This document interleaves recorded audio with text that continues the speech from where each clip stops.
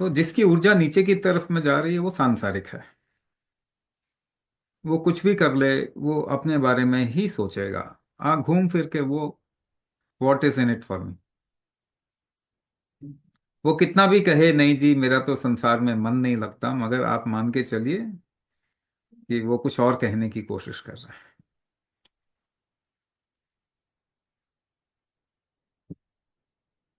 अगर आपकी ऊर्जा केवल नीचे की तरफ में खिंचेगी तो गति आपकी स्लो होती है। कोई भी आगे बढ़ने की गति बड़ी धीमी होगी।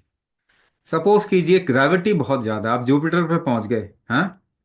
चा क्या वो पहले ना बचपन में कॉमिक हुआ करते थे, चाचा चौधरी और साबू। हाँ, साबू कहाँ से आया था? जुपिटर से आया था।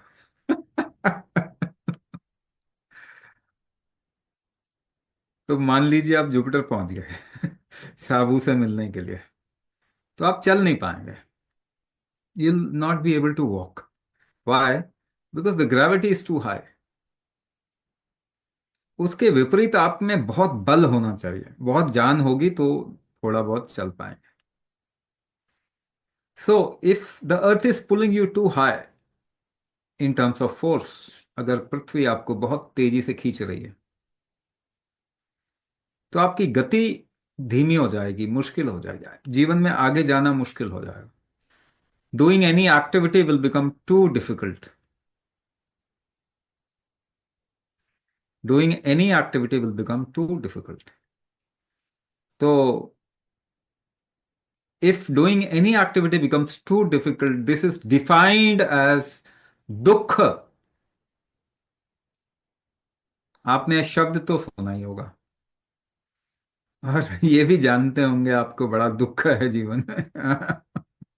सो व्हाट इज दुख? I am defining when your energy is going too down, that means it's always down, and you don't have the bala to work against it। उसके विपरीत में काम करने के लिए आपकी क्षमता नहीं है, बल नहीं है। तो there will be too much दुख इन योर लाइफ।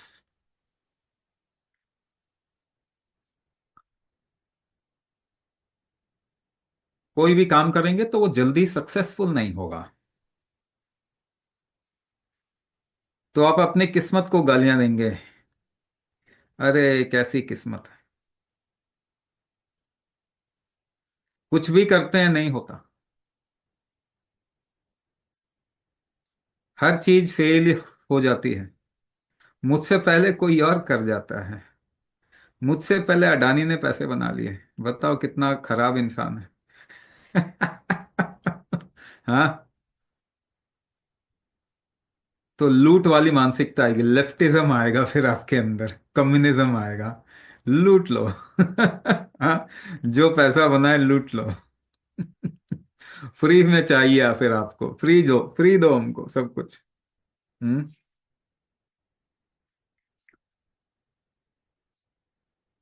मगर जीवन का आनंद नहीं आएगा। नाच नहीं पाएंगे, खुश नहीं हो पाएंगे। मन में दुख है तो उसका मतलब क्या है? ऊर्जा नीचे ज्यादा खिंच रही है। अभी सोल्यूशन भी बताते हैं। हाँ? एक छोटा बच्चा होता है ना, उसकी ऊर्जा ऊपर की तरफ में जा रही होती है, मगर वो उसके प्रति कॉन्शियस नहीं होता, उसको एहसास नहीं होता है। वो नीचे खींचना चाहता है ज्यादा। तो छोटे बच्चे को देखना है, कूदते हुए कूदते हैं वो। फिजिकल टर्म्स में उसकी उनकी ऊर्जा को विस्तार के लिए ऊपर का जो पुश है वो भी अच्छा खासा होता है। बट उस बच्चे को इतना ज्यादा होश नहीं होता संसार के बारे में, वो संसार को भोगना चाहता। तो इन टर्म्स ऑफ हिज और हर इंटेंशन, वो नीचे की तरफ में पुल कर रहे हैं उसको। मगर जिसके अंदर बल ही नहीं है, ऊपर का उठान ही नहीं है, कर्म के कारण, ये सब कर्म के कारण होता है। देखो, ईश्वर का ना आपके जीवन में काम बहुत कम है। उनका ज्यादा काम है नहीं। पर आप सब कुछ ईश्वर से ही मांगना चाहते हो, ये भी थोड़ी सी प्रॉब्लम है। उन्होंने अपना काम कर दिया, फिर कहा कि भाई ठीक है, अब कोई अपॉइंटमेंट नहीं मिलेगा। बट आपको रोज चाहिए अपॉइंटमेंट। रोज आप मंदिर इसीलिए जाना चाहते हैं कि भाई देखो ये काम तो हो गया, अब अगला टास्क तुम्हारा क्या है मालूम है? ये है, अब मेरा ये काम पूरा करो चलो। तो हमने ईश्वर को अपना वो रखा हुआ है, क्या कहते हैं, सहायक। हाँ, और सच में आ जाए तो जेला नहीं जाएगा। तो अच्छा है नहीं आते, क्योंकि ये सब आपके कर्म का पक्ष है। जीवन आपका कैसा है, आपका शरीर कैसा है, आपको दुख है सुख है, ये सब कर्म का पक्ष। मैं इसी को बता रहा हूं कि नीचे की तरफ में अगर ज्यादा पुल बनता है तो काम जल्दी होगा नहीं। तो क्या होना चाहिए, एक बैलेंस होना चाहिए, थोड़ा ऊपर भी उठना चाहिए। तो हमेशा एक ही पक्ष, ये यानी लीनियर आप सोचेंगे ना, वो चीज काम नहीं करती लाइफ में। लीनियरली कुछ भी नहीं होता। It has to happen in a cyclical mode. ऊपर नीचे होना चाहिए। देखो साल भी ऐसा ही है ना, आधा साल ऊपर ऊर्जा जा रही है, आधा साल नीचे जा रही है, आपको नीचे ही लाना है केवल। नहीं, काम नहीं करेगा, है ना?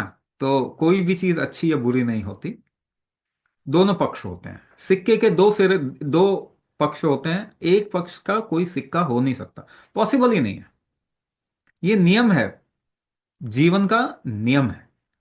इसको आप अगर ठीक से समझ पाए तो अपना जीवन अच्छा कर पाए।